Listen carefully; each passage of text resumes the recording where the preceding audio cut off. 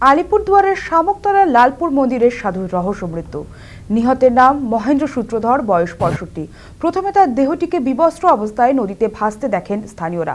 তারপর খবর পেয়ে ঘটনাস্থলে পৌঁছে শামুকতলা থানার পুলিশ দেহটিকে উদ্ধার করে হাসপাতালে পাঠানো হলে চিকিৎসকরা তাকে মৃত বলে ঘোষণা করেন। কিন্তু এই মৃত্যুর ঘটনা নাকি অস্বাভাবিক দাবি নিহতের পরিবারের আরও দাবি, মৃতদেহের শরীরে একাধিক ক্ষতচিহ্ন রয়েছে, যা স্বাভাবিক মৃত্যু বা আত্মহত্যা হতে পারে না। ইতিমধ্যে লালপুর মন্দির সমিতি ও পরিবারের পক্ষ থেকে সরাসরি খুনের অভিযোগ দায়ের করা হয়েছে থানায়। অভিযোগের ভিত্তিতে ঘটনা তদন্তে নেমেছে একজন, গ্রেফতার করেছে পুলিশ।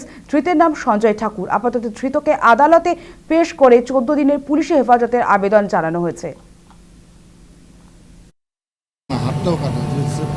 সকালবেলা খবর পেলাম যে উনি এরকম মারা গেছে, পরে যা দেখলাম যে এই ব্যাপার জলের মধ্যে ছিল আর কি, জলের মধ্যে নদীতে ভাসানো ছিল।